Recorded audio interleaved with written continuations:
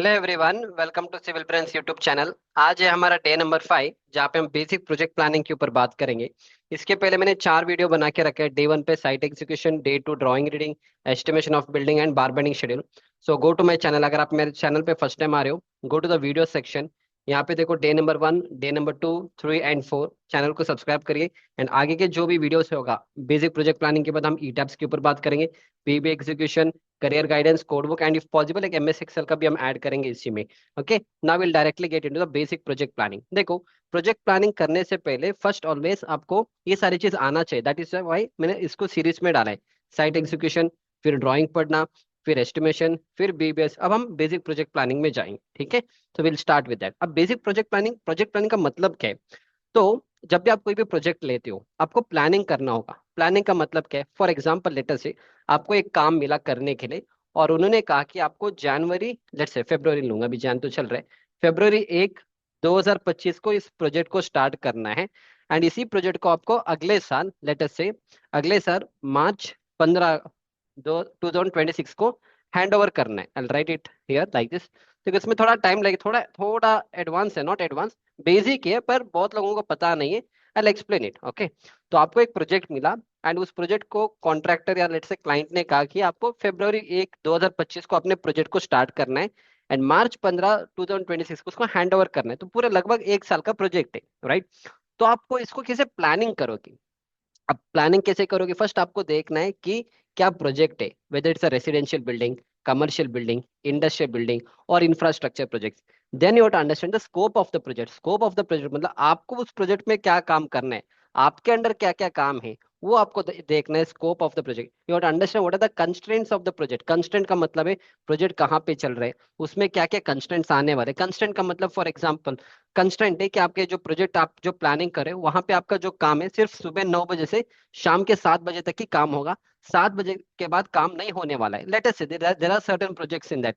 Second, एक और constraint रहेगा वहां पे, आसपास जो आपका प्रोजेक्ट वर्क एरिया है, वहां पे आपका जो आरएमसी के ट्रक के, ये सारी चीज आप अंदर लेके नहीं जा सकते। This is another constraint. There are certain constraints and all. तो आपको वो भी पता होना चाहिए कि आप क्या कंस्ट्रेंट है आपका, ठीक है। So this is what, this are the things which you need to understand, okay. ये सारी चीज आपको फर्स्ट, इसलिए आपको ड्राइंग पढ़ना आना चाहिए। फिर उसके बाद आपको देखना है कि क्वांटिटी ऑफ वर्क कितना है। क्वांटिटी ऑफ वर्क मतलब फॉर एग्जांपल, हमने डे नंबर 3 में we understood about the quantity estimation. जैसे ये वाला पूरा क्वांटिटी एस्टिमेशन हमने आपको बेसिक एक्सप्लेन किया था। आपने आपको वहां पे बीओक्यू बनाना होता है। उस बीओक्यू में अगर आपको अर्थवर्क का एक्सकवेशन करना है, तो कितना क्वांटिटी का अर्थवर्क का काम है, कितना क्वांटिटी का अर्थवर्क का बैकफिलिंग का क्वांटिटी है, कितना आपको पीसीसी का क्वांटिटी है, कितना आपको वहां पे कॉलम का फुटिंग, कॉलम का, बीम का, स्लैब का, कितना कंक्रीट क्वांटिटी है, कितना शटरिंग क्वांटिटी है, सारी चीज आपको बीओक्यू में मिलेगा। उससे आपको कितना क्वांटम ऑफ वर्क, कितना बड़ा प्रोजेक्ट है, कितना क्वांटिटी उसमें लगने वाले है, वो सारी चीज आपको बीओक्यू से पता चलेगा। Once you have all this idea, now you are going to start with the planning of it, ठीक है। This is understood, basic, you understood, fine.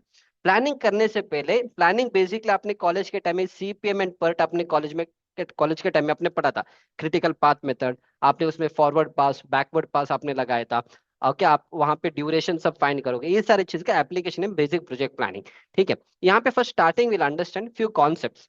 सो कभी भी याद रखना, जब भी आप प्रोजेक्ट प्लानिंग करोगे ना, तो आपको 3 4 relationship is very important. So in the relationship I will write it here. Yeah yeah I will write the relationship here. थोड़ा एक मिनट, इस फॉन्ट को थोड़ा बड़ा करेंगे, fine. So will write about relationship. Yeah relationship basically आपको project planning में 4 type के रिलेशनशिप्स आते। फर्स्ट इज आपका एफएस। एफएस का मतलब है finish to start. Finish to start, देखो थोड़ा टाइम लगेगा आपको समझने के लिए, ओके। सेकेंड रिलेशनशिप इज आपका finish to finish, finish to finish. Third relationship है आपका start to start, start to start. And the fourth relationship what you have is start to finish, ठीक है। ये 4 रिलेशनशिप है जो आपके प्रोजेक्ट प्लानिंग में आप यूज करोगे। फिनिश टू स्टार्ट का मतलब क्या है? फिनिश टू स्टार्ट का मतलब है, आपको 4 एक्टिविटीज यहाँ पे लिखूंगा, so that you get an idea, okay. First letter से आपका एक एक्सकवेशन का एक काम है, ठीक है। फिर आपका काम है पीसीसी का। फिर आपका काम है रीइंफोर्समेंट का, रीइंफोर्स आरएफ लिखूंगा। फिर आपका काम है शटरिंग का, ठीक है, fine. So finish to start का मतलब है, the first one, the meaning of finish to start का मतलब है, लेट्स से आपका पीसीसी का काम तभी स्टार्ट होगा जब आपका एक्सकवेशन का काम स्टार्ट होगा। This is called finish to start relationship. I will repeat again. Finish to start का मतलब है पीसीसी का काम तभी स्टार्ट होगा आपके साइड पे जब आपका पूरा एक्सकवेशन का काम स्टार्ट होगा। This is called finish to start. ठीक है। Now second relationship is finish to finish. Finish to finish का मतलब है जब आपका एक्सकवेशन खत्म होगा, जब आपका एक्सकवेशन खत्म होगा उसी दिन आपका पीसीसी भी खत्म होगा। Practically not possible but this is relationship. जिस दिन आपका एक्सकवेशन खत्म होगा उसी दिन आपका पीसीसी खत्म होगा। This is called as finish to finish. Finish to finish मतलब दोनों। Okay, I will do one more thing, एक और चीज ऐड करूंगा। ठीक है। सो ये first one is your finish to start ना। फिनिश टू स्टार्ट को मैं इस तरह से लिखूंगा, representation I will write excavation. ठीक है। एंड आई विल राइट ये वाला, व्हाट इज दैट, पीसीसी। तो फिनिश टू स्टार्ट का मतलब है usually when you do it in MS project and primary, relationship आपका कुछ इस तरह से रहेगा, ये वाला। इसका मतलब है जब आपका एक्सकवेशन का काम स्टार्ट होगा तभी आपका पीसीसी का काम स्टार्ट होने वाला है। So this is called as finish to start. Yeah, finish to start. Second one what we have is finish to finish. Again excavation I'll write. Okay. Okay, excavation. And next PCC, I'll write PCC here. Okay, I'll write PCC here. Fine, PCC. So the relationship is finish to finish ना, तो दोनों को साथ में दिखाना है, मतलब दोनों एक ही साथ आपका फिनिश होगा। जिस दिन आपका एक्सकवेशन खत्म होगा उसी दिन आपका पीसीसी भी खत्म होगा। Next is start to start. Very good. Start to start का मतलब है जिस दिन आपका एक्सकवेशन स्टार्ट होगा उसी दिन आपका पीसीसी भी स्टार्ट होगा। Write it like this. Practically not possible, just to make you understand writing. Okay, PCC, excavation and PCC दोनों साथ में स्टार्ट होगा, तो it is called start to start relationship. Start to start आप इस तरह से करोगे, this is called start to start. Last one is called start to finish. So last one is called as start to finish, मतलब जिस दिन, start to finish का मतलब है जिस दिन आपका पीसीसी खत्म होगा उस दिन आपका एक्सकवेशन स्टार्ट होगा। स्टार्ट टू फिनिश का मतलब है जिस दिन आपका पीसीसी खत्म होगा उस दिन आपका एक्सकवेशन स्टार्ट होगा। This is called as your start to finish relationship. But कभी भी याद रखना, कंस्ट्रक्शन प्रोजेक्ट में we almost 80 to 90% of the cases we go with, almost 90% of the cases we go with finish to start relationship. मतलब excavation होने के बाद PCC करोगे, ओके, एक्सकवेशन होने के बाद पीसीसी करोगे, पीसीसी होने के बाद रिइंफोर्समेंट करोगे, रिइंफोर्समेंट होने के बाद शटरिंग करोगे। इस तरह से काम होता है। Okay, understood? इतना अगर याद है काफी है। Now will do the same thing on the project. अब देखो, आपको फर्स्ट समझ में आना चाहिए कि आपके प्रोजेक्ट को आपको something work break down structure. आप अपने पूरे बड़े प्रोजेक्ट को you are going to break it down. Let me put it in a very better way. आप कॉलेज में पढ़ते हो, let's say there is a subject called strength of materials, उसमें 8 मॉड्यूल आपको पढ़ना है। तो आप ब्रेक डाउन करोगे ना कि मॉड्यूल 1 में इतना पढ़ने वाला हूँ, मॉड्यूल 2 में ये सारी चीज पढ़ने वाला हूँ, मॉड्यूल 3 में इसको पढ़ने वाला हूँ, मॉड्यूल 4, मॉड्यूल 5, मॉड्यूल 6, मॉड्यूल 7। ऐसा कुछ नहीं कि एक ही साथ तो आप पढ़ोगे नहीं। आप ब्रेक डाउन करोगे स्ट्रेंथ ऑफ मटेरियल्स का सब्जेक्ट, लेट से आरसीसी का subject. In the same way this entire project what we have, उसको हम ब्रेक डाउन करेंगे। How we are going to do a break down? First I will write, एक activity होता है which is called as a सब structure.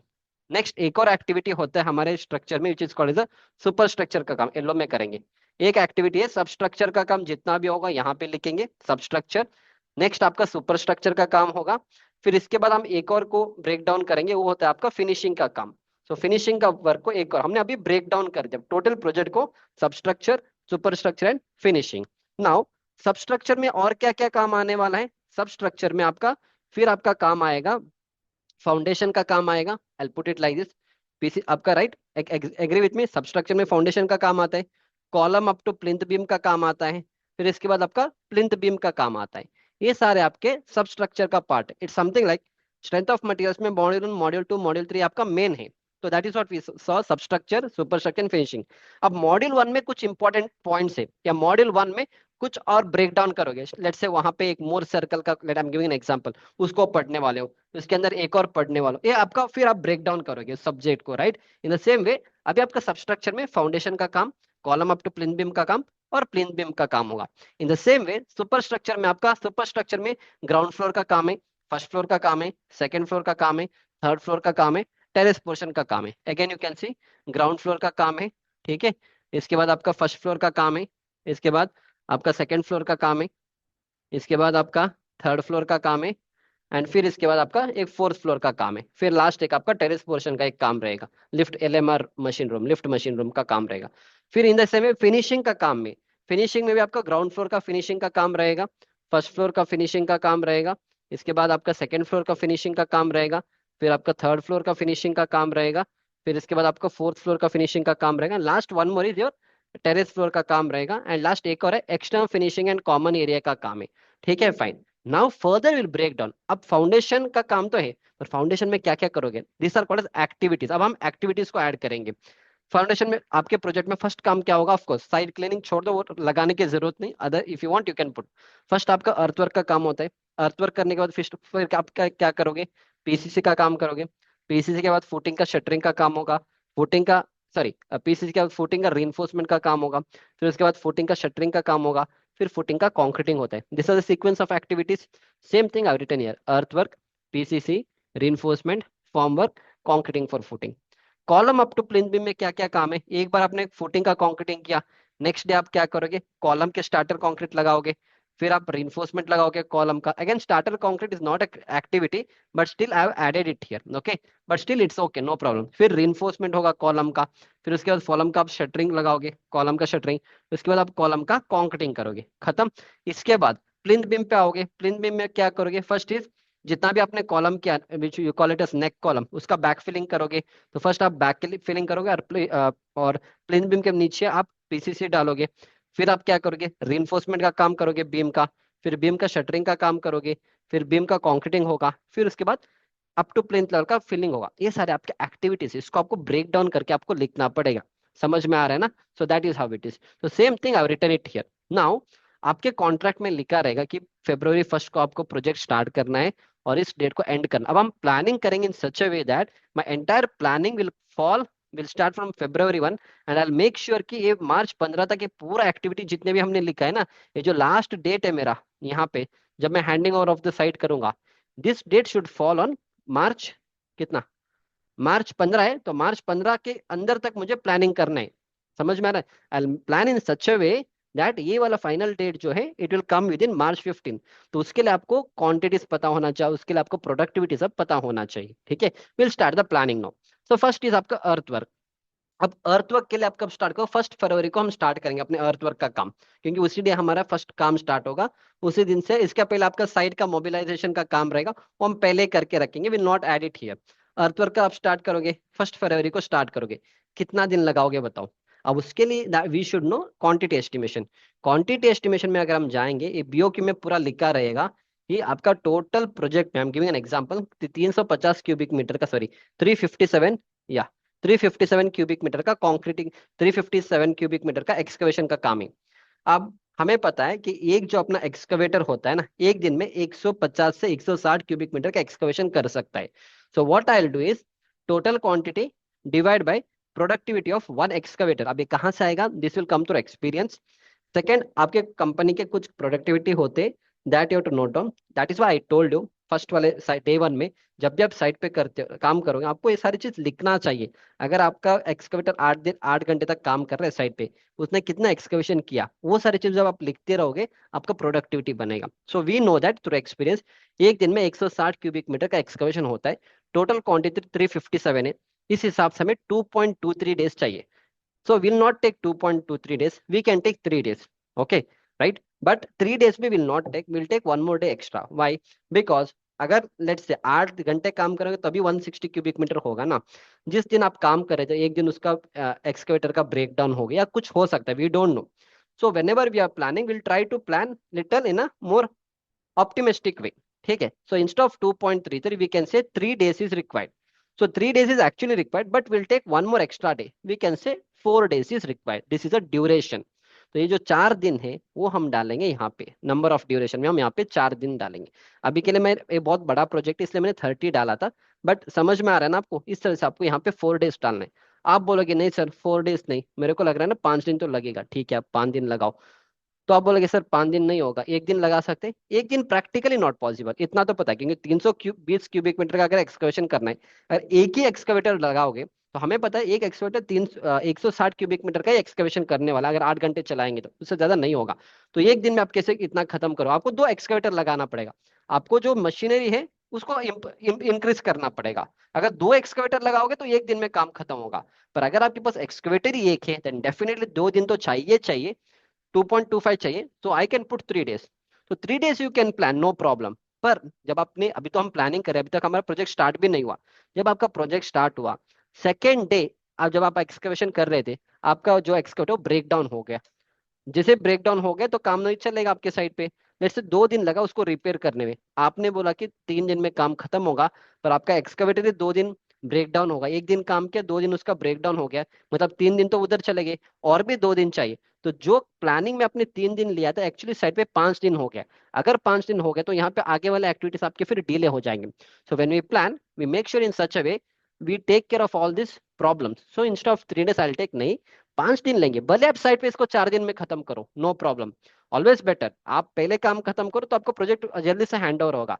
Okay, so that is will take 1 2 3 days extra. अभी के लिए मैं यहाँ पे 5 डाल रहा हूँ। You understood the concept. तो इस हिसाब से 1 फरवरी को स्टार्ट करेंगे, 5 दिन का टाइम लेंगे, 6 फरवरी को हम फिनिश करेंगे अपने एक्सकवेशन का पूरा काम। Next activities PCC. पीसीसी कब स्टार्ट करोगे? अगर पीसीसी कब स्टार्ट करो, अगर 6 फरवरी को हम अपना एक्सकर्शन का काम खत्म करेंगे तो 7 फरवरी को हम अपने पीसीसी को स्टार्ट कर सकते हो, no problem. So what I double click here. तो यहाँ पे हम क्या करेंगे, 6 फरवरी। ओके, हाँ, ओके, 6 फरवरी +1 करूंगा। इसको क्लिक करेंगे और +1 करूंगा, इसका मतलब है +1 मतलब 7 फरवरी को स्टार्ट करेंगे पीसीसी। पीसीसी का कितना दिन लगेगा? Again for that you have to come to the quantity here, go to the BOQ. BOQ में आप देख लीजिए फुटिंग पीसीसी का कितना क्वांटिटी है। तो पीसीसी आपको लगभग 92 क्यूबिक मीटर का क्या चाहिए आपको, पीसीसी चाहिए। उस हिसाब से आपको प्रोडक्टिविटी देखना है। तो प्रोडक्टिविटी क्या होता है? If you come here you will get a productivity, I will show you what is productivity. ये आपका प्रोडक्टिविटी होता है। अगर आप 2 लेबर और एक कॉम्पैक्शन मशीन लगाओगे, नॉट दिस वन, या PCC bye manual method without mixer machine, manual method से अगर आप पीसीसी करोगे, 2 मेसन और 5 हेल्पर अगर आप लगाओगे ना, तो एक दिन में 20 क्यूबिक मीटर का काम हो सकता है पीसीसी का काम। ओके, अगर आप 2 मेसन और 5 हेल्पर को लगाओगे तो 20 क्यूबिक मीटर का काम हो सकता है per day. Okay, this is by PCC bye manual method. तो ये सारे चीज प्रोडक्टिविटी है। तो अगर हमारा क्वांटिटी 90 है, तो एक दिन में अगर 20 क्यूबिक मीटर होगा, तो 90 करने के लिए आपको लगभग 5 दिन तो चाहिए। तो in that case what you can do is you can put 5 days here, PCC के लिए you can put 5 days। This is how we plan actually. समझ में आ रहा है ना? Fine. So let us put 5 days here just for understanding. तो आपका 12 फरवरी को आपका काम, पीसीसी का काम खत्म होगा। बट अगर आप इस तरह से करोगे ना, तो आपका ये जो प्रोजेक्ट है ना, 1 साल में खत्म होगा ही नहीं। क्यों? क्योंकि आप अभी सारे फिनिश टू स्टार्ट रिलेशनशिप में जा रहे हो। जैसे अर्थवर्क आपका 6 फरवरी को फिनिश हो रहा है, तो आपका पीसीसी 7 फरवरी को स्टार्ट करोगे। एक चीज बताना, अगर आपके साइड पे 50 फुटिंग है, क्या पूरा 50 फुटिंग का एक्सकवेशन होने के बाद ही पीसीसी स्टार्ट करना है क्या? Not at all required. Why? Because what we will do, अगर इतना बड़ा फुटिंग है आपके पास, अगर इतना बड़ा साइट है आपके, अगर आपके साइड पे अगर इतना बड़ा एरिया है, तो अगर इतना भी फुटिंग हो जाएगा मेरा, अगर इतना फुटिंग का एक्सकवेशन हो जाएगा, मैं यहाँ से ना पीसीसी का काम स्टार्ट कर सकता हूँ। Right, understand? इस तरह में अगर इतना फुटिंग का एक्सकवेशन हो जाएगा, तो I can start my PCC का वर्क हियर, एंड उसके नेक्स्ट दिन I can start my other side excavation. ये यहाँ का एक्सकवेशन चलता रहेगा और इधर से आपका पीसीसी का काम चलता रहेगा। This is how we work on the side. अगर आप बड़े प्रोजेक्ट्स में काम करोगे, डेफिनेटली हम ऐसे कर, छोटे मोटे प्रोजेक्ट्स में छोड़ो, 15-20 ही फुटिंग रहेगा तो एक दिन पूरा फुटिंग एक्सकवेशन करेंगे, एक ही दिन पीसीसी डालेंगे। बड़े प्रोजेक्ट्स में अगर 100-200 फुटिंग सब है, पूरा फुटिंग होने तक हम वेट नहीं करेंगे। So what will do, will go with parallel activities. So now what I will do, वो आई विल से नहीं, ऐसा नहीं करेंगे। इंस्टेड ऑफ 7 फरवरी, एक्सकवेशन होने के, फर्स्ट एक्सकवेशन होने का 3 या 4 दिन के बाद हम अपने पीसीसी को स्टार्ट करेंगे। Okay, that means instead of 7 फरवरी आई टेल 6 फरवरी -3 days I take. Okay, -3 days। 1 फरवरी को मेरा अर्थवर्क स्टार्ट होगा, 5 दिन का टाइम लगेगा, 6 फरवरी को हम फिनिश करेंगे। जो पीसीसी का काम है आपका, वो 3 फरवरी को स्टार्ट करेंगे, मतलब 1 फरवरी का हो जाएगा, 2 फरवरी, 3 फरवरी को पीसीसी का काम स्टार्ट करिए, सो दैट आपके पास एटलीस्ट 2 दिन का गैप है। एंड उस 2 दिन में अगर आपने 10-15 भी फुटिंग का एक्सकवेशन कर लिया, तो you can have enough work space with you, so that आप पीसीसी का काम स्टार्ट कर सकते हो। अगेन आप 5 दिन लोगे, 8 फरवरी को आप इसको फिनिश करोगे। ठीक है। नेक्स्ट, रीइंफोर्समेंट का काम। अगेन, क्या आपको पूरा पीसीसी का काम होने के बाद ये रीइंफोर्समेंट को स्टार्ट करना है क्या? Not at all required. So what I will do, again I will put the same logic. नहीं, 8 फरवरी को स्टार्ट हो रहा है, -2 days करेंगे। ठीक है। सो दैट मीन 6 फरवरी को मैं अपना रीइंफोर्समेंट का काम स्टार्ट करूंगा। अगेन रीइंफोर्समेंट के लिए कैसे फाइंड करोगे duration? Again same thing, total quantity by आपको प्रोडक्टिविटी निकालना पड़ेगा। तो based on the productivity will get, यहाँ पे देखो, फुटिंग का काम है, एक स्टील फिटर, एक बारबेंडर और एक हेल्पर एक दिन में 300 केजी का जो फुटिंग का मैश है उसको बांध सकते हैं। अगर आपके साइड पे आपको देखना है कि कितना फुटिंग का टोटल क्वांटिटी है, अगर लेट्स से आपके साइड पे लेट्स से अगर 5000 केजी मतलब 5 टन का अगर स्टील है या 5000 केजी का है, तो 5000 केजी डिवाइड बाई 300 करो तो कितना हो जाएगा, ये हो जाएगा आपका,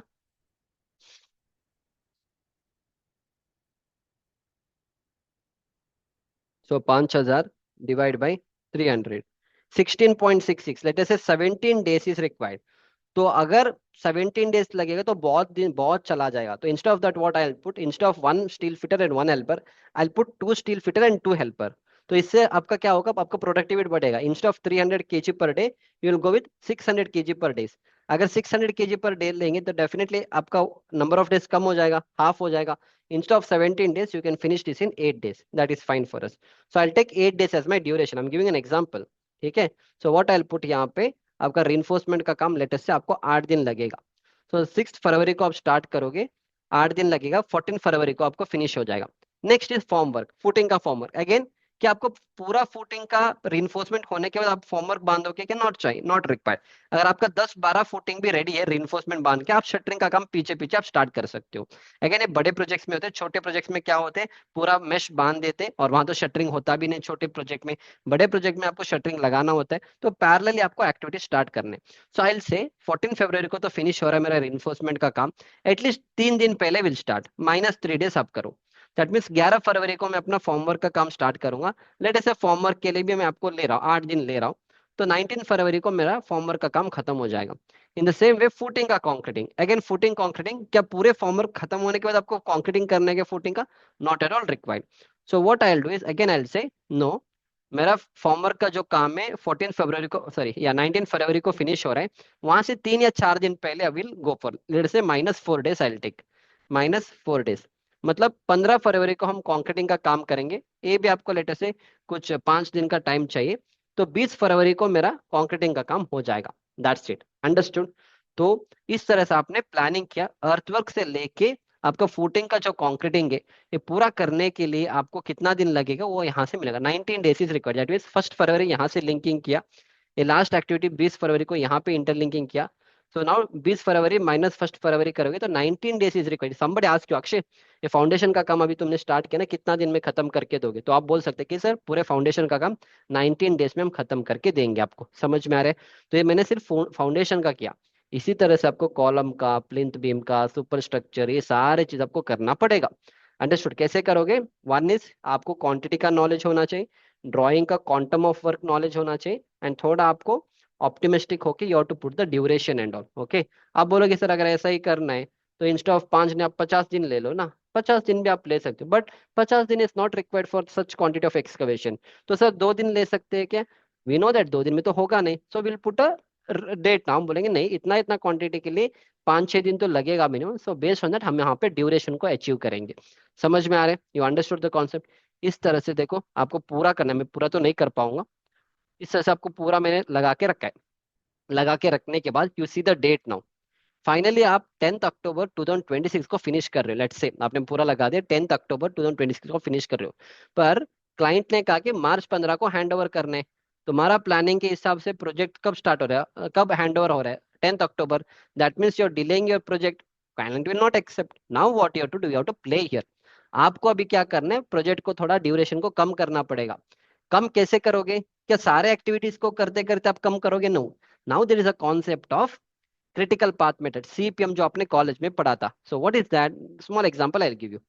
सो यहाँ पे देखो, ये सब मैंने बना, of course all this things are taught in my basic project planning course and MS project course. Basic level अगर आपको सीखना है, my courses are good. Okay, I not teach you advance and all, इसमें जितना मेरा knowledge है basic level पे, अगर आपको प्रोजेक्ट प्लानिंग सब सीखना है, I teach you in my course. ठीक है, फाइन। तो ये सारे हमारा सीपीएम है, क्रिटिकल पाथ मेथड है। तो यहाँ पे क्या होगा, हमने एक्टिविटीज रखा है A B C D E F G H I J K L M, ये सारे आपके अलग अलग एक्टिविटीज। एक्टिविटीज मतलब लेट्स से दिस इज आपका अर्थवर्क है, ये आपका पीसीसी है, फुटिंग शटरिंग है, उसके बाद कॉलम है, बीम स्लैब, इस तरह से एक एक एक्टिविटीज है। ठीक है, तो मुझे क्या करना है सीपीएम में, इन क्रिटिकल पाथ मेथड, मुझे ए वैल्यू से, ए वाले लिंक से मुझे एम पहुंचना है। तो आप कितने अलग अलग वेज में यहाँ तक पहुंच सकते हो, that is called as a critical path method. And उसमें से लॉन्गेस्ट ड्यूरेशन जिसमें आप लोगे, that is called as a longest duration which is called as a critical path. Okay, and I'll give the this thing explanation for that now. तो आप बताओ मेरे को एक एक करके, what are the ways you can find. Sir A से start करेंगे, ठीक है। आपको ना ए से एम रीच करना है, ठीक है। ए से स्टार्ट करो, ए से आप बी में आ जाओ, सही है। तो बी से आप डी में भी जा सकते, ई में भी जा सकते। फर्स्ट हम डी में जाएंगे, ठीक है, ठीक है। फिर डी से आप एच में आ जाओ, ठीक है। एच एच से आप के में आ जाओ, के से आप एम पहुंच सकते हो ना, same thing I return here. A में आ जाओ, बी में आ जाओ, डी में आ जाओ, एच में आ जाओ, के में आ जाओ, एम में आ जाओ, right. From A to M I reach. अब ड्यूरेशन देखो, ए से बी जाने के लिए आपको 8 दिन लगेगा, मतलब अर्थवर्क से आपको पीसीसी करने के लिए 8 दिन लगेगा। उसका एप्लीकेशन है, आपने कॉलेज में पढ़ा था, पर आपको कॉलेज में ऐसा नहीं पढ़ाया था कि अर्थवर्क पीसीसी, आपको एबीसीडी के हिसाब से पढ़ाया था। तो 8 दिन जो है, और हमने 8 दिन यहाँ पे लगा दिया। फिर बी से डी जाने के लिए आपको कितना दिन लगेगा, 6 दिन लगेगा, तो हमने 6 यहाँ पे लिखा है। फिर डी से एच जाने के लिए आपको 3 दिन लगेगा, हमने 3 दिन यहाँ पे रखा है। फिर एच से के जाने के लिए आपको 8 दिन लगेगा, हमने 8 दिन यहाँ पे लगाए। फिर के से एम जाने के लिए आपको 2 दिन लगेगा, तो हमने 2 दिन लगा दिया, के का ड्यूरेशन है। फिर एम में आपको टोटल 3 दिन का ड्यूरेशन है। तो आप ये सारे ड्यूरेशन को ऐड कर दो, total you will gate 30 days. अगर ए एक्टिविटी से एम एक्टिविटी मुझे जाना है, और जाना है मतलब फिनिश करना है, तो हमें टोटल 30 डेज का ड्यूरेशन चाहिए, ठीक है। No problem. Now tell me other way. Other way is तो ए से हम बी जाएंगे, ठीक है। सो बी से डी तो हो चुका है, सो बी से अगेन हम ई में आ सकते हैं सर।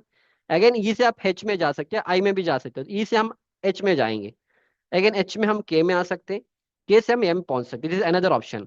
अदरवाइज ई से आप आई में भी आ सकते हो, और आई से आप के जा सकते हो, और के से एम आ सकते हो। नहीं तो ए बी ई आई, आई से आप एल आ सकते हो। तो इस तरह से मैंने जो 4 बना दिया, इसी तरह से मैंने यहाँ पे बना के रखा है सारे चीज, ठीक है। इन द सेम वे यहाँ पे देखो, नेक्स्ट ये वाला हो गया, ऊपर वाला हो गया। नेक्स्ट ए से आप सी आ सकते हो, सी से आप एफ आ सकते हो, एफ से आई आ सकते हो, आई से के आ सकते हो, के से एम आ सकते हो। अगेन ए से सी से जी, जी से जे, जे से एल, एल से एम। इस तरह से आपके पास टोटल 8 पाथ, टोटल 8 या 7 है, टोटल 8 पाथ है, जो मैंने आपको एक्सप्लेन किया। अब इस पूरे पाथ से आपने ड्यूरेशन निकाल लिया। अब इसमें जो आपका ज्यादा ड्यूरेशन है, which ever is your biggest duration, that will be your critical path. अब यहाँ पे 2 ड्यूरेशन आपका क्रिटिकल है, एक ज्यादा कौन सा, चले 1 मिनट में थोड़ा सा चेंज कर दूंगा, इसको मैं थोड़ा 4 कर दूंगा जस्ट फॉर अंडरस्टैंडिंग। फाइन। या अब यहाँ पे बताओ, 30, 29, 33, 29, 34, 28, 31, इसमें से ज्यादा ड्यूरेशन किस में है, ज्यादा ड्यूरेशन किस में है, 34 में। That means your activities like A, C, F, I, L, M are your critical activities. इसका मतलब है, अगर आप यहाँ पे इस एक्टिविटी में अगर आप 1 दिन भी डिले करोगे, आपके ओवरऑल प्रोजेक्ट के ऊपर डिले हो जाएगा। समझ में आ रहा है? That means practically let's say A C F I L M is equal to, let's say कुछ एक्टिविटी से आपका अभी यहाँ पे पता नहीं चलेगा, इसके लिए आपको एमएस प्रोजेक्ट या प्राइमरी सॉफ्टवेयर यूज करना पड़ेगा। एमएस सेक्शन में नहीं निकाल सकते, उसमें it's only possible in MS project and आपका प्राइमरी में। Now let us I am giving an example. Let's say your critical activities are reinforcement का काम, मैं इसको रेड कलर में करूंगा। लेट्स से आपका एक और फॉर्मवर्क का काम भी आपका क्रिटिकल एक्टिविटी है। आपका एक और क्रिटिकल एक्टिविटी लेट्स से ये वाला रीइंफोर्समेंट है, ठीक है। आई एम गिविंग एन एग्जांपल। अगर आप इस फॉर्मवर्क और रीइंफोर्समेंट, अगर आपको ओवरऑल प्रोजेक्ट को कम करना है, अगर आप यहाँ का ड्यूरेशन कम करोगे, तभी आपके ओवरऑल प्रोजेक्ट में उसका असर पड़ेगा। That is why it's called as a critical path. अगर वहां पे आप ड्यूरेशन कम करोगे, तो आपके ओवरऑल प्रोजेक्ट के ऊपर असर पड़ेगा। अगर वहां पे अगर आप ड्यूरेशन को बढ़ा दोगे, आपको ओवरऑल प्रोजेक्ट का ड्यूरेशन बढ़ जाएगा। समझ में आ रहा है ना? तो that is a concept. Of course थोड़ा बेसिक बेसिक समझा रहा हूँ। When you go for MS project learning और when you go for primary का लर्निंग, वहां पे ये सारे चीज करेंगे। फर्स्ट हम एक टेंटेटिव शेड्यूल बनाएंगे। So this schedule is called as the baseline schedule. एक बार सब कुछ बनाने के बाद now we will try to play with the duration and all, ठीक है। तो ड्यूरेशन कहाँ पे खेलोगे, इस तरह से अगर पूरे में है इसको 20 करोगे, इसको 20 करोगे, तो काम नहीं करेगा। तो आपको ड्यूरेशन कहाँ पे खेलना, जो भी आपके क्रिटिकल एक्टिविटी, अगर ये वाला 30 दिन ले रहे हो, अगर आप 20 दिन लोगे, तभी आपका ओवरऑल प्रोजेक्ट के ऊपर असर पड़ेगा। Only then this one, instead of 606 it will come to let's say 6। अब ये तो एमएस एक्सेल है तो सारे में आएगा, पर एमएस प्रोजेक्ट में ऐसा ही करना होता है। जो भी आपके क्रिटिकल एक्टिविटीज है उसके ऊपर निकालना पड़ता है। पर क्रिटिकल एक्टिविटीज कैसे निकाला जाता है, ये आपका उसका मैनुअल कैलकुलेशन कॉलेज के टाइम में आपने किया था।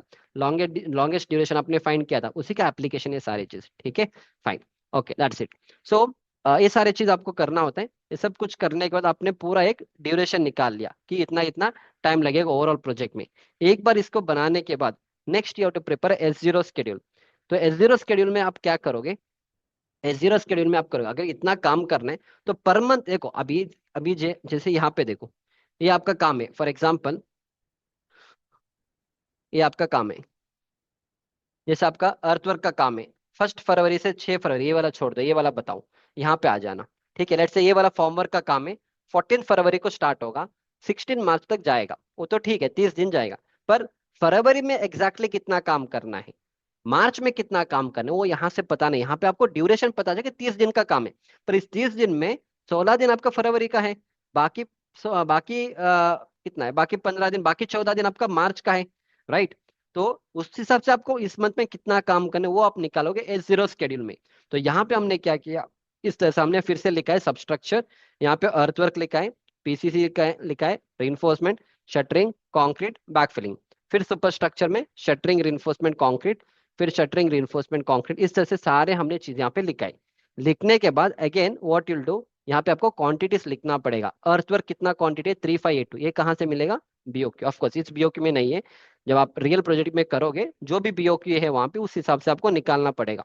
ठीक है, जो भी BOQ के क्वांटिटीज है वो क्वांटिटीज आपको यहाँ पे इनपुट करना पड़ेगा। PCC 385 क्यूबिक मीटर है, रीइंफोर्समेंट 35 मैट्रिक टन का रीइंफोर्समेंट है, शटरिंग 325 है, कॉन्क्रीटिंग 306, बैकफिलिंग 299, 2997, 2997। अर्थवर्क आप कब स्टार्ट कर रहे हो? आपका अर्थवर्क का जो काम है कब स्टार्ट हो रहा है? 1 फरवरी को स्टार्ट हो रहा है, एंड ये आपका 6 फरवरी को फिनिश हो रहा है। तो यहाँ पे बाय डिफॉल्ट वो डेट आ जाएगा आपको। ठीक है, 1 फरवरी को स्टार्ट करोगे, 6 फरवरी को आप फिनिश करोगे, 6 - 1 फरवरी आपको 5 दिन। ऑफ कोर्स इसको हम चेंज करेंगे क्योंकि इसमें ना इसको 30 डेज ही लगाएंगे फॉर अंडरस्टैंडिंग, अदरवाइज वो कैलकुलेशन सही से नहीं होगा। बस आपको कॉन्सेप्ट समझ में आए तो काफी है। अभी मैं यहाँ पे जो भी चेंज कर रहा हूँ ना, बाय बाय डिफॉल्ट वो चेंज आपका यहाँ पे हो जाएगा। ठीक है, ये हो गया चेंज यहाँ पे 30 डेज, फाइन। नाउ आपको अभी क्या करना है, एवरेज रेट, या या यहाँ पे आ जाओ 3 अभी आपको average asking rate per day निकालना है। एवरेज आस्किंग डे रेट मतलब total quantity divide by number of duration, 3582 divide by 30 करो, कितना आएगा? 119.4। मतलब आपको पर डे 1194 का क्वांटिटी आपको पर डे आपको एक्सकवेशन करना है। समझ में आ रहा है? इन द सेम वे आपको PCC, again PCC total 385 quantity है। ओके, ड्यूरेशन 125 है क्या? एक minute, okay okay, this is some, okay no problem, doesn't matter, फिर वो चेंज हो जाएगा। एक minute, give me 1 minute, yeah fine, yeah. तो PCC टोटल आपका 385 क्यूबिक मीटर का कंक्रीट PCC क्वांटिटी है, आपको 52 डेज चाहिए। अभी आस्किंग रेट पर डे आपको कितना PCC करना पड़ेगा अपने साइड पे? तो total quantity that is 385 divide by 52 करो, तो पर डे आपको साइड पे 3.7.4 क्यूबिक मीटर का आपको PCC करना पड़ेगा। इस तरह से आप हर एक चीज का ना आस्किंग रेट पर डे कितना आपको साइड पे काम करना है, आउटपुट कैसे निकालना है, कितना आउटपुट निकालना है अपने लेबर से, ये आपको यहाँ पे निकालना होता है। अब हम यहाँ पे प्लान करेंगे, प्लानिंग कैसे करेंगे? फॉर एग्जांपल मैं रीइंफोर्समेंट में आ जाऊंगा।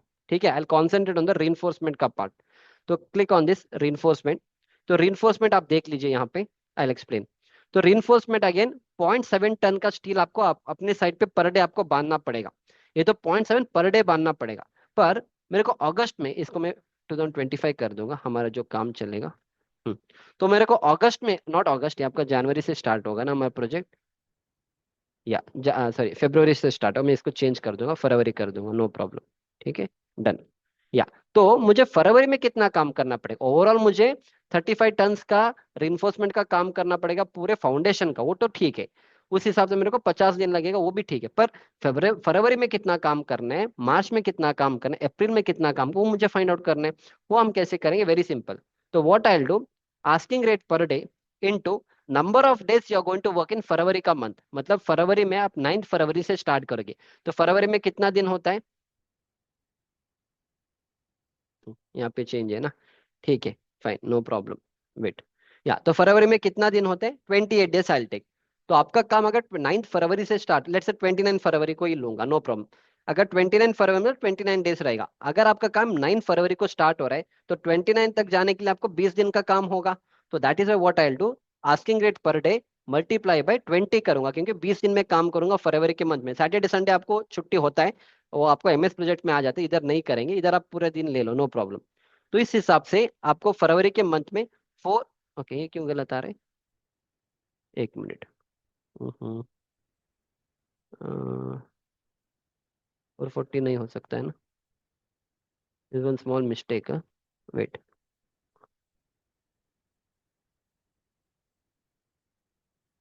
35/0.7 टन्स, व्हाट इज दिस, 20 और 22 कैसे आ गए, एक मिनट, ये वाला गलत है ना, हाँ अब सही हो जाएगा। 0.7 मल्टीप्लाई बाय 20 कर रहा हूँ, ठीक है। तो आपको फरवरी के मंथ में 14 टन्स ऑफ स्टील का काम आपको साइट पे करना पड़ेगा। Fine, fine. इसके बाद मार्च में कितना करोगे, अगेन मार्च में देखो टोटल 35 है, अगर फरवरी में 14 करोगे तो जो बचा हुआ है वो तो मार्च में करना पड़ेगा। So what you will do, 35 - 14 करो, दिस विल बी 21, मतलब 21 टन्स ऑफ स्टील आपको मार्च के मंथ में आपको करना पड़ेगा, और 14 टन्स ऑफ स्टील आपको फरवरी के मंथ में करना पड़ेगा। ठीक है, समझ में आ रहा है। Now will go for one more, concrete में आ जाओ। टोटल कॉन्क्रीट 306 क्यूबिक मीटर का है, 51 डेज आपको लगेगा। तो आस्किंग रेट कैसे निकालोगे, 306 डिवाइड बाई 51 करो, तो पर डे आपको 6 क्यूबिक मीटर का कंक्रीटिंग का काम करना है आपके साइट पे। ठीक है, उस हिसाब से फेब्रुवरी में कितना करना है, मार्च में कितना करना है, और मेरे को अप्रैल में कितना करना है, उस हिसाब से आप क्या करोगे। 13 फरवरी को आप स्टार्ट करोगे अपने काम, तो फरवरी में 29 डेज हम लेके जाएंगे, लेट्स से। ओके, सो 13 फरवरी से 29 फरवरी तक 16 डेज का ये काम होगा। तो हम क्या करेंगे, 6 × 16 करेंगे। 16 क्यों, क्योंकि 16 डेज का काम होता है। 6 क्यों, पर डे का 6 क्यूबिक मीटर करना है, तो 16 डेज के लिए 16 × 6 करना है। तो आपको 288 क्यूबिक मीटर का, एक मिनट 18 नहीं आ रहा है, 16 या, तो आपको पर डे 96 क्यूबिक मीटर का काम करना है। सर 96 क्यूबिक मीटर का आपको कॉन्क्रीटिंग का काम करना है पूरे फरवरी के मंथ में। ठीक है, नेक्स्ट आ जाओ मार्च में। देखो आपका काम फरवरी से मार्च 5 अप्रैल तक जा रहा है, इसका मतलब है पूरा मार्च में आप काम करोगे। सो जनवरी फरवरी मार्च, मार्च मतलब 31 डेज रहेंगे। ठीक है, तो आप क्या करोगे, मार्च वाले में आ जाओ। मार्च वाले में यू पुट 31 डेज। ठीक है, सही है ना, मार्च में 31 डेज होते हैं, 30 होते हैं, 1 मिनट। ये आपको कैलकुलेटर देखना पड़ेगा, let me check, not March days.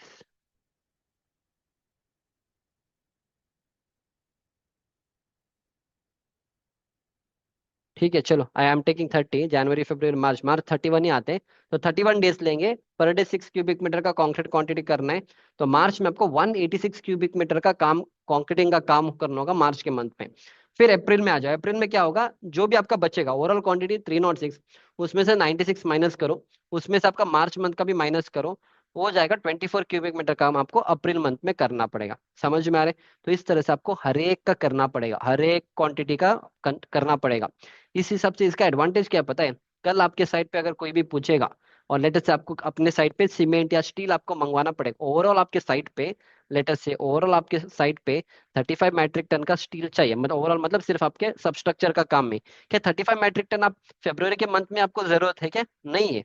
February month के मेरे मेरे को सिर्फ 14 टन का स्टील का जरूरत है, बाकी 21 मेरे को मार्च में काफी है। तो आप प्रोक्योरमेंट भी उसी हिसाब से आप कर सकते हो। एक ही साथ 35 टन लाने से अच्छा आप सिर्फ फर्स्ट स्टार्टिंग के प्रोजेक्ट में आप कुछ 20 टन का ही स्टील लाओ, तो that फरवरी का काम को हो जाएगा। एंड फिर आप मार्च के फर्स्ट वीक में बाकी बचा हुआ टन स्टील आप प्रोक्योर करो, मार्च का काम हो जाएगा। समझ में आ रहा ना, इसी that is the reason all this things month wise quantity आपको निकालना पड़ेगा। Okay, you getting my point ना, that is how it is. तो इट्स समथिंग लाइक जैसे आप घर चला आपके घर वाले, आप parents are running a home, पूरे साल का जो रेशन है एक ही बार आप ला के रखते हो क्या, नहीं नहीं रखोगे ना। अगले 3 महीने का, लेट्स से अगले 2 महीने का ही ला के रखने वाले हो। जैसे जैसे 2 महीने का खत्म होने वाला है, अगले 2 महीने का लाने वाले, you go to supermarket and you bring same thing. See project planning is basically common sense which you actually use in day to day life, उसी को हम प्रोजेक्ट में अप्लाई करेंगे। टोटल 40 मेट्रिक टन का काम करना है आपको स्टील का। क्या पूरा 40 मेट्रिक टन एक ही बार चाहिए, नहीं चाहिए, तो हमने प्लानिंग किया कि मार्च में 12.8 चाहिए, अप्रैल में 24.8 चाहिए और मई में 2.4 चाहिए, बस उस हिसाब से आप प्रोक्योर करो। उस हिसाब से आप सुपर मार्केट जाके खरीद के लेके आते हो। यहाँ पे सुपर मार्केट नहीं जाएंगे, स्टील वाले लेके आएंगे, बाकी बाकी अलग अलग elements will bring it, same thing you are suppose to do it here. In this way the entire planning you are to going to do. इस तरह से करने का एडवांटेज है, this is advantage of that. तो what we usually do, अगले 3 महीने का हम प्लानिंग करते हैं। कभी भी जब आप कंस्ट्रक्शन साइट पे काम करते हो ना, अगले 3 महीने में जितना आपको काम करना है, जितना आपको मटेरियल चाहिए, वी ब्रिंग इट। मतलब फरवरी, मार्च और अप्रैल, 3 महीने में जितना भी आपका क्वांटिटी चाहिए, will bring it on the site.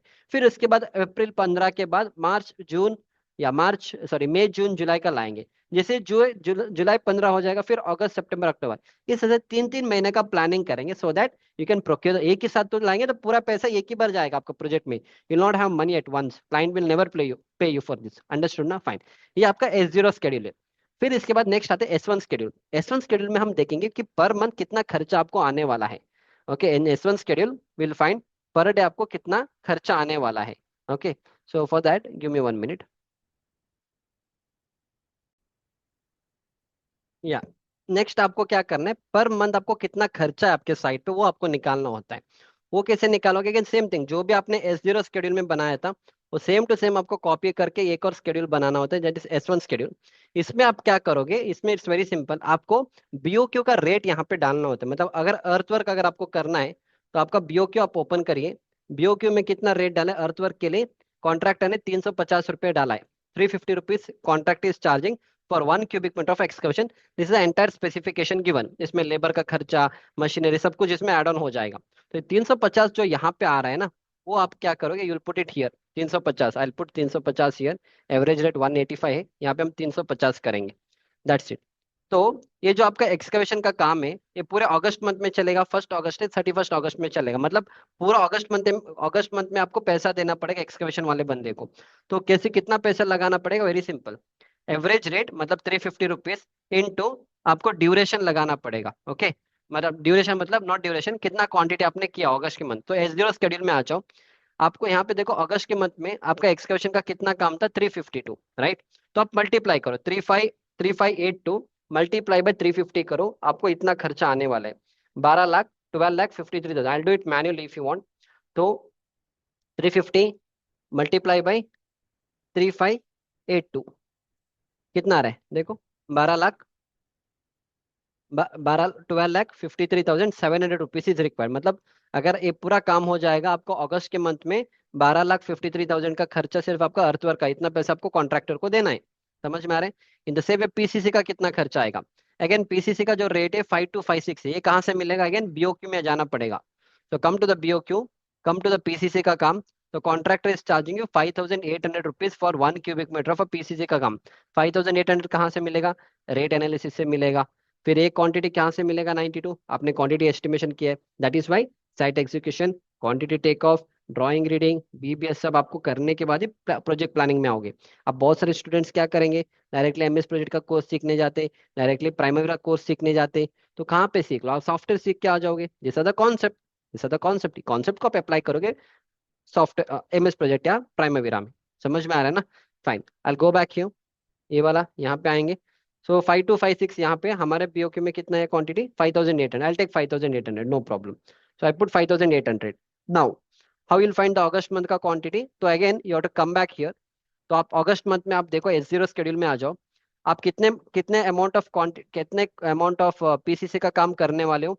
You are going to do 192.5 cubic metre of PCC work in August, 192.5 cubic metre of the work in September, and 30 cubic metre of the work in October. उस हिसाब से आपको पैसा, आपको पूरा 385 को multiply by 5,800 नहीं करना है, वो तो ओवरऑल मिलेगा। ओवरऑल नहीं चाहिए मेरे को, मंथ वाइज ब्रेक डाउन करो। तो सिर्फ मेरे को अगस्त में PCC का कितना खर्चा आएगा? 5,800 मल्टीप्लाई बाय 5,800 मल्टीप्लाई बाय 192.5 करो, तो योर आंसर विल बी 11,16,500। ठीक है, इसी इसी तरह से सितंबर में भी same quantity 192.5 multiply by 5,800, again 11,16,000। And next October में आ जाओ। So October I will do it. October में 5,800 is a quantity, multiply by, come to S0 schedule. PCC में देखो, अक्टूबर में 30 क्यूबिक मीटर का काम करना है, और एंटर। तो आपको 1,74,000 रुपीज का खर्चा PCC का आपको अक्टूबर में आने वाला है। समझ में आ रहा है? इस तरह से अगेन पूरे प्रोजेक्ट का आपको करना पड़ेगा, that is how it is, understood? तो ये आपका S1 स्केड्यूल हो गया। फिर आ जाओ S6, that is a bulk material का स्केड्यूल।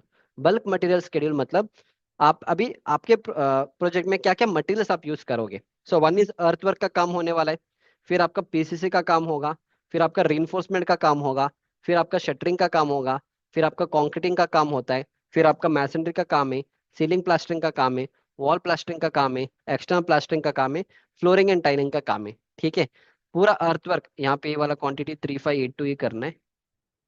Fine, fine. अभी आप क्या करेंगे, एक एक करके आप लिखो यहाँ पे। पीसीसी आपको अगस्त में कितना चाहिए, कितना करना है, सितंबर में कितना करना है। रीइंफोर्समेंट आपको अगस्त में कितना करना है, सितंबर में कितना करना है, अक्टूबर में कितना करना है। शटरिंग वर्क आपको कितना करना है। ये सारी चीज आपको one by one you should write. Okay, again how you'll write, again you have to do all the interlinking and all. ठीक है, शटरिंग का work again you have to do interlinking. Interlinking करने के बाद आपको हर एक मंथ का आपको लिखना पड़ेगा। अगेन सेम थिंग, वहां पे जो लिखा है आपने आंसर जो लिखा है उसको यहाँ पे आपको इंटरलिंकिंग करना है। रीइंफोर्समेंट का वर्क अगस्त में आप कितना करने वाले हो, you have to go to S1 schedule, S0 schedule. तो रीइंफोर्समेंट का काम आप कितना करोगे यहाँ पे अगस्त में मंथ में, उसको इंटरलिंकिंग करना है। ठीक है, अगस्त में आप इतना करोगे, सितंबर में आप इतना करोगे, इस तरह से आपको एक एक चीज आपको लिखना पड़ेगा यहाँ पे। ओके, समझ में आ रहा है ना। So in this way you have to write everything. एक बार ये सब कुछ लिखने के बाद next you have to find the number of quantities required. So number of quantities, I'll tell you how it has to be done. Yeah. यहाँ पे आ जाओ, आपका ये जो बल्क वाला है यहाँ, I will explain it here. ठीक है, सो अर्थवर्क वाला हो जाएगा। कम टू द पीसीसी वाला। सो PCC it is 385, that is also fine. तो 385 कहाँ से मिल रहा है, अगेन कम बैक तो आपका S0 शेड्यूल में आ जाओ। आपका पीसीसी देखो 385 का क्वांटिटी है, same thing I return it here 385। Now reinforcement का वर्क, रीइंफोर्समेंट हम ओवरऑल प्रोजेक्ट का लेंगे, मतलब फाउंडेशन, सुपर स्ट्रक्चर सब कुछ मिला के आपके पूरे प्रोजेक्ट में 253 मैट्रिक टन का काम आपको करना है। कैसे करना है, you have to add everything. मतलब I go to the reinforcement work, उसके लिए हम S0 शेड्यूल में जाएंगे। तो इन S0 शेड्यूल मुझे बताओ कहाँ कहाँ आपका रीइंफोर्समेंट का काम है। 35 मैट्रिक टन का इधर है, फिर इसके बाद आपके ग्राउंड फ्लोर में 40 मैट्रिक टन का काम है, फिर आपका इधर 40 मैट्रिक टन का है, इधर 40 का है, इधर 40 है, फिर इधर 40 मैट्रिक टन का है, फिर यहाँ पे 18 मैट्रिक टन का है, फिर ये सारे फिनिशिंग का वर्क है। यहाँ पे सारे क्वांटिटी ऐड करोगे 40 40 40 40 और 18 और ये वाला 35, ये हो जाएगा आपका कितना, ये हो जाएगा आपका 253 मैट्रिक टन का काम है। ओके, इस तरह से आपको सारे क्वांटिटीज यहाँ पे ऐड ऑन करने ओवरऑल प्रोजेक्ट का। उस हिसाब से आप यहाँ पे ड्यूरेशन निकालोगे, उस हिसाब से आपको पर पर डे का कितना काम करना है, उस हिसाब से अगस्त में कितना करना है, सितंबर में कितना करना है, नवंबर में कितना करना है, आप यहाँ पे फिर से आप उसी को करोगे। पर यहाँ पे आपका ड्यूरेशन अभी बढ़ेगा क्योंकि आप ओवरऑल प्रोजेक्ट का ले रहे हो। ओके, एक बार सब कुछ होने के बाद now you have to find the bulk material. मतलब उस हिसाब से आपको कितना सीमेंट चाहिए, कितना सैंड चाहिए, कितना एग्रीगेट चाहिए, कितना 20 mm का एग्रीगेट चाहिए, कितना स्टील चाहिए, कितना सॉलिड ब्लॉक चाहिए, वो आप लिखोगे यहाँ पे बैग्स में आप लिखोगे। एंड देन आप मंथ वाइज लिखोगे, मतलब अगस्त के मंथ में आपको कितना सीमेंट बैग चाहिए, 1755 bags of cement is required. सितंबर मंथ में 1850 bags of cement is required. नवंबर में कितना चाहिए सैंड, अगस्त के मंथ में कितना क्यूबिक मीटर का सैंड चाहिए, सितंबर में कितना चाहिए, नवंबर में कितना चाहिए। 40 mm का एग्रीगेट अगस्त में कितना चाहिए, सितंबर में कितना चाहिए। ओके, इस तरह से आपको पूरा प्रोजेक्ट प्लानिंग आपको करना होगा। अगर आप इतना भी कर लोगे initially, if you are a fresher and if you know all this things, definitely you can at least start your career as a junior planning. Of course I would not suggest you that, जब तक आप site पे काम नहीं करोगे you can not start as a planning engineer. But at least with this knowledge and with your site knowledge, at least आप planning engineer के initial level पे you can at least join.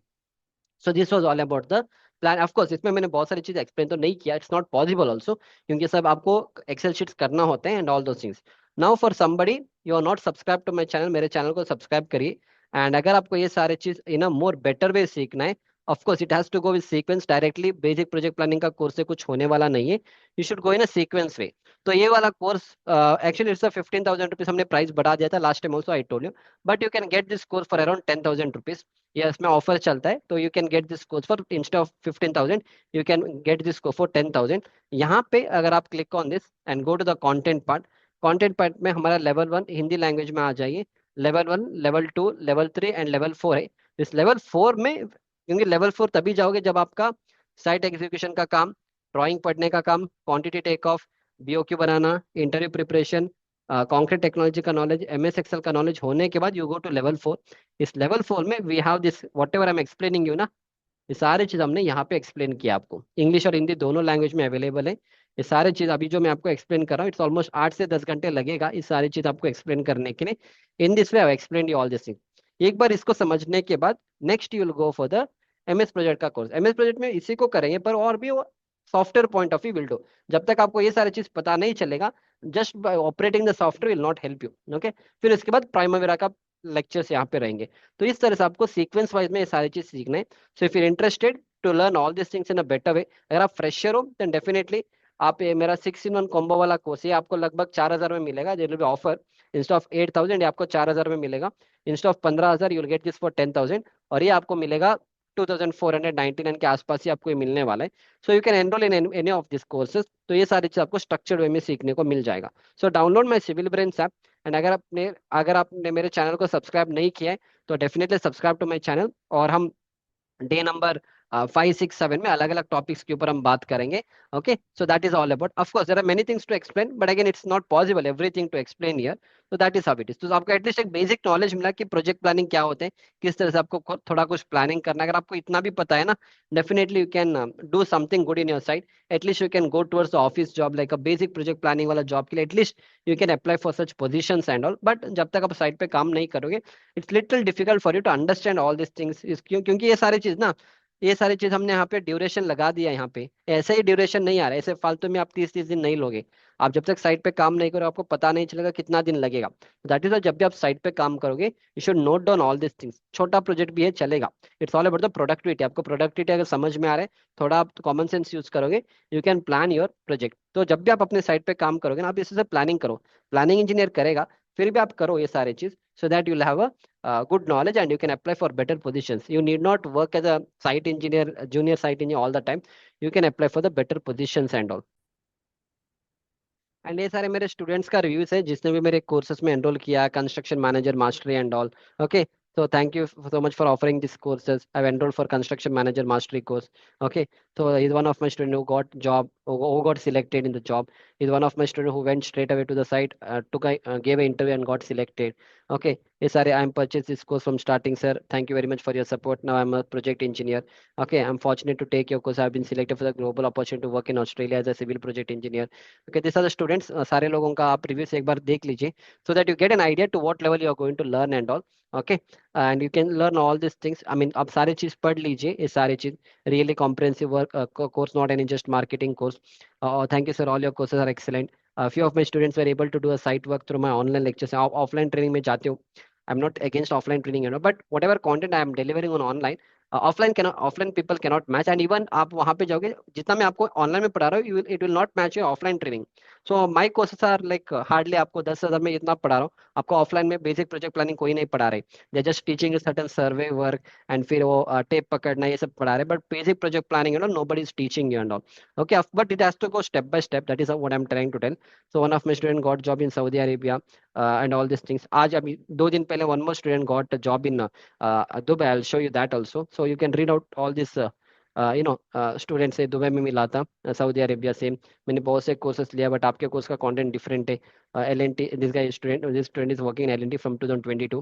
Okay, this course helped me for securing my job as a site engineer. 50+ people are enrolled in the course and they are really satisfied. You can go through all the courses, all the reviews. मैं आपको एक और review दिखा दूंगा। I was a frustrated civil engineer earlier when I don't know about your courses. I gave interview on Saturday. Today I got selected. Okay, अब सारे students का reviews देख लीजिए। Okay, so he is one of my student जो उसने site पे काम किया था, 1 साल साइट पे काम किया, फिर he got into interior fit out का काम, एंड ही गॉट अ 29,000 का salary. And one more review अभी रिसेंटली, आज आज है, आज आई थिंक फर्स्ट मार्च है। I show you one more review given by my sorry job एक स्टूडेंट को मिला था। आई गो टू कम्युनिटी। आप कम्युनिटी में चले जाइए तो मैं आपको ये भी दिखा दूंगा। यहाँ पे देखो एक स्टूडेंट है सर, या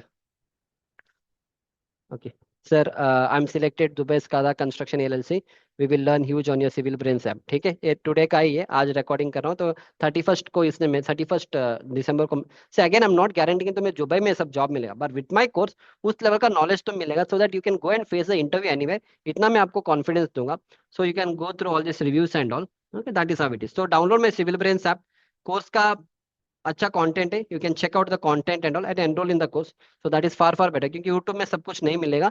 and subscribe to my channel and get ready for day number कितना है, डे नंबर 6, जहाँ पे हम will speak on basics of structure engineering and कुछ ईटैब्स के बारे में हम समझेंगे। देन हम स्टील स्ट्रक्चर का एग्जीक्यूशन, फर्स्ट डे मैंने आपको आरसी से एग्जीक्यूशन समझाया था, डे नंबर 7 में I will explain you the steel structure का एग्जीक्यूशन। फिर डे 8 में हम पूरा करियर गाइडेंस करेंगे, फिर एक कोड बुक रीडिंग का रहेगा, एंड इफ पॉसिबल एक एमएस एक्सेल का भी सेशन हम रखेंगे, ठीक है। So that's it.